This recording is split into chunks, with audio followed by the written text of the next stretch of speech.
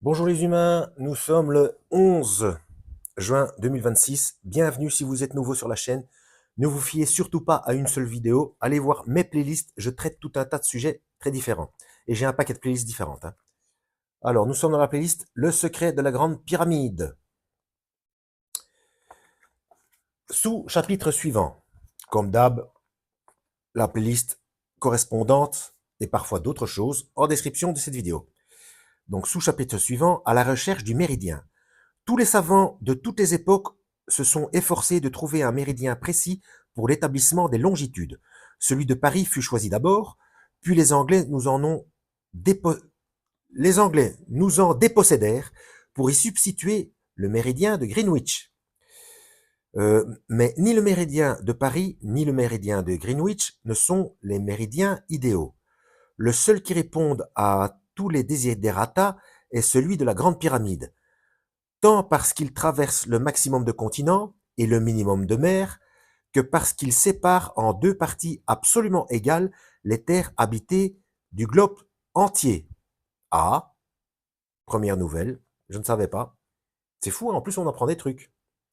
Ceci est d'autant plus extravagant qu'une telle division suppose une reconnaissance effective de toute l'étendue de notre planète, alors qu'il est avéré pour les ethnologues que les civilisations connues les plus anciennes n'avaient qu'une connaissance partielle du monde habité.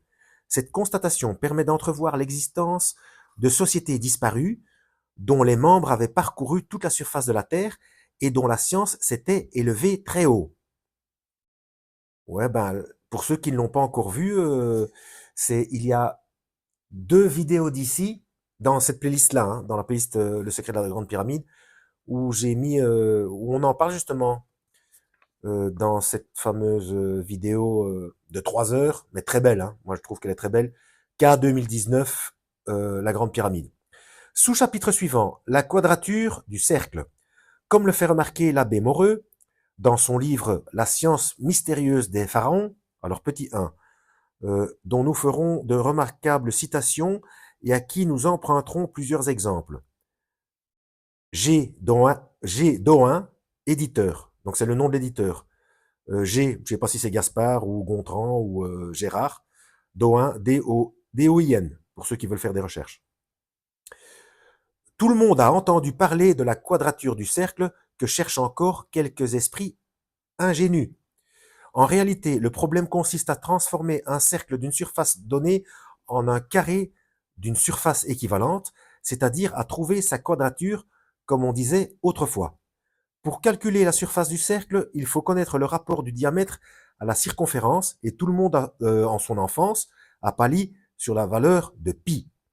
Le rapport 3,1416, donc pi, qu'on nous a enseigné ne s'est pas établi tout seul, et la notion qu'on en a est d'assez fraîche date, puisque du temps d'Archimède, on le croyait encore de 3,1428. Ah bon? Aujourd'hui, on peut calculer la valeur de pi avec n'importe quel nombre de décimales. Euh, Moi, si je me rappelle, c'est 3,14, c'est même pas 3,14,16, c'est 3,14,15, 92, donc 92, 3,14,15, 92, 87, je crois, à vérifier.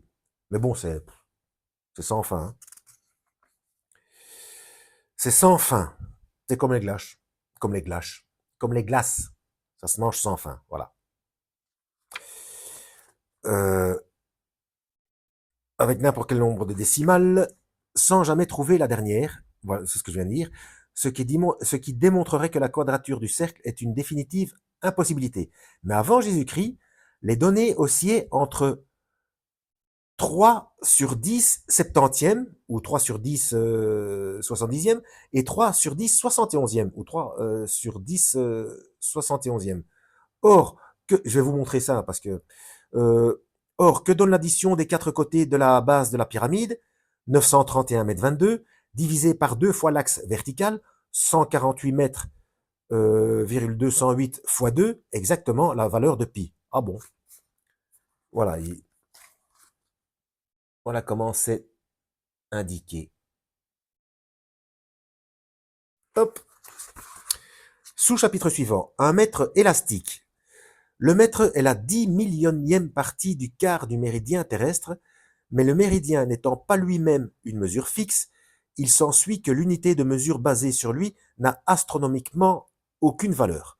Dès 1841, oh c'est pas vrai, ça recommence, on se rendit compte que notre mètre n'avait que 999 mm 8 dixièmes, donc 999, donc 999, donc le 666 à l'envers, hein, inversé, millimètres, 8 dixièmes, et 8 dixièmes, hein, pas 9, hein, ni 7, non, 8 dixièmes, hein, donc le huitième roi. De sorte que le bureau central des poids et mesures se sert de lui-même d'un mètre faux, en plus. Donc, et ils disent que ce qu'il est faux, ce n'est qu'en tout dernier lieu que les astronomes songèrent à l'axe terrestre, dont la valeur ne change qu'au bout de plusieurs millions d'années, ce qui en ferait pratiquement l'étalon invariable, donc l'idéal. Donc je vous montre ça. Voilà, 999, vous le voyez là? Il est là, il est là, il est là. Voilà, virgule 8. Et donc à l'envers, voilà, on a le 666, voilà, pour le huitième roi.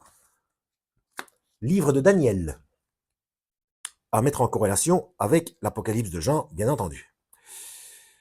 Au siècle dernier, Clark, bah, du coup, je vais mettre ça aussi dans Perversion ou pas des codes de Dieu, hein. Pour cet épisode-ci, hein, pas toute la playlist, bien entendu. Au siècle dernier, Clark assigna provisoirement au rayon polaire une longueur de 6 356 521 mètres que des mesures récentes ont porté à 197 mètres de plus, donc, ou 197 mètres de plus. C'est intéressant. 6, on a le 6. Et puis 356, 521. C'est pas l'âge de quelqu'un dans la Bible, ça? 356. Enfin, peu importe. Sinon, je vais de nouveau me perdre en conjecture. En réalité, une fois les 1000 passés, personne n'est plus très sûr de la longueur véritable.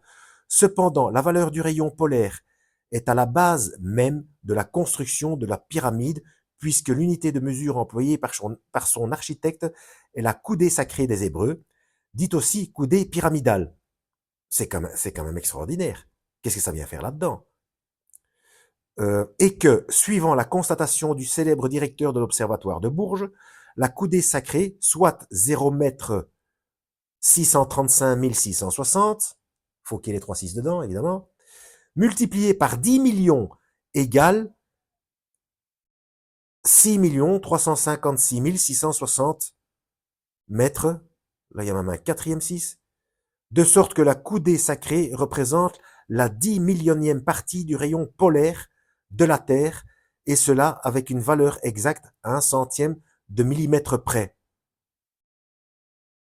Bon, j'ai pas envie de creuser, mais je suis sûr que c'est bondé de code, hein. Ça me fait penser au degré qu'il faut pour remettre la Terre droite, hein, puisque l'axe de rotation de la Terre est oblique à 23,4. Donc, pour avoir la Terre droite, eh bien, il manque 66,6 degrés. Voilà. Pour qu'il n'y ait plus de saison, pour qu'il y ait pour que la météo soit tempérée toute l'année, afin d'avoir des fruits tous les mois, comme indiqué dans l'Apocalypse de Jean. Donc il faudrait de nouveau et ça colle, hein, ça correspond, puisqu'il est indiqué qu'il y aura beaucoup de tremblements de terre, etc. Donc ça peut parfaitement être la résultante d'un contact, comment est-ce qu'on appelle ça, d'un choc supplémentaire, d'une percussion supplémentaire. Donc un objet céleste percute une fois de plus la Terre pour la remettre droite, comme ça s'est passé lors de ce qui a fait en sorte que la Terre s'est penchée et dont les débris ont donné la Lune. C'est vérifiable, hein, ce que je dis. Alors, appeler à son aide toutes les sciences, ajoute l'abbé Moreux, dépenser pendant une longue série de siècles une somme de travaux et d'efforts convergents, améliorer sans cesse nos méthodes d'observation, perfectionner notre technique, continuer avec une lente persévérance la tâche de nos devanciers, pousser à un point inimaginable la précision des calculs et aboutir finalement à une découverte vieille de 4000 ans, n'est-ce pas la plus décevante pensée qui puisse hanter l'esprit d'un homme de science? La plus décevante. Pourquoi? Parce que tout était... parce qu'on parce qu'on se rend compte qu'en fait, que tout était connu avant et que ce sont des connaissances qu'on a perdues en réalité. Je sais pas, je réfléchis tout haut là, hein. C'est peut-être pas ça, hein. Mais bon, 10 minutes. Euh, allez, on continue encore un petit peu. Sous-chapitre suivant, le phénomène de précession. En raison de l'aplatissement de la Terre au pôle et du renflement de celle-ci à l'équateur, notre planète parcourt axe penché, c'est ce que j'ai dit, l'axe est penché, hein. À l'origine, il était droit. Les autres planètes, l'axe est droit. C'est parce que notre planète a été percutée, hein. Euh, le trajet de son orbite et cet axe visant tour à tour des points successifs autour d'une position moyenne revient à sa position de départ au bout de 25 800 ans. Moi je pensais que c'est tous les 26 000, donc c'est un petit peu 200 ans de moins. Ouais, bon. En même temps, ça, ce sont les connaissances de cette époque-là, hein. Je vois ici 1936. Bon, peut-être que on a rectifié le tir depuis lors. C'est le phénomène dit de précession dont les répercussions en matière de calendrier sont fort importantes. Eh bien, le calcul précessionnel s'obtient dans la pyramide en additionnant les nombres de pouces pyramidaux correspondant aux deux diagonales de base. Sous-chapitre suivant, où la science jongle avec les millions. Il est une distance dont le calcul est capital. C'est celle du Soleil à la Terre, parce qu'elle sert d'unité de mesure astronomique et permet d'évaluer les dimensions d'une partie de l'univers. Depuis des siècles et des siècles, des astronomes de tout pays se sont évertués à en faire une détermination correcte. Ptolémée, Copernic et même le fameux Tycho Brahe, je ne connais pas, admettaient comme définitif le calcul de 8 millions de kilomètres établi par Aristarque de Samos avant l'ère chrétienne. Encore une fois un 8. Ces astronomes étaient loin du compte puisque les évaluations les plus récentes fixent à 149 400 000 km la distance de la Terre au Soleil. Kepler porta le chiffre d'Aristarque à 58 millions. Cassini parvint à 138 millions. L'abbé Picard retomba à... Et c'est un abbé. C'est un abbé, hein. Retomba à 66 millions. Et le gars, c'est un abbé, et voilà. Lui, ah non, moi je vais mettre un 66. Je, mais ça veut forcément dire quelque chose, s'il vous plaît. Oh. Alors, tandis que la Hire, c'est le nom de la personne, hein. La Hire, en deux mots. L-A, et ensuite plus loin, H-I-R-E, rebondissait à 219 millions. Il y a quand même beaucoup d'écart, hein. Alors pourquoi il choisit 66, l'abbé Picard? Hein? L'AI rebondissait à 219 millions aux alentours de l'an 1676 ou 1676, où Halley, celui qui a donné son nom à la comète, où Halley entrevit une méthode nouvelle qu'il légua avant de mourir à ses successeurs. Il fallut attendre le plus proche passage de Vénus en 1761. Ici, je cite intégralement l'abbé Moreux. Rien ne fut négligé pour la réussite de la campagne, poussé par ces théoriques dévouements dont les hommes de science avaient tant de fois donné l'exemple, les astronomes s'étaient répandus sur toute la Terre. L'un d'eux, entre autres, le gentil de la Galessière, parti pour l'Inde au mois de mars 1760 et empêché par la guerre que nous soutenions avec les Anglais, que nous soutenions.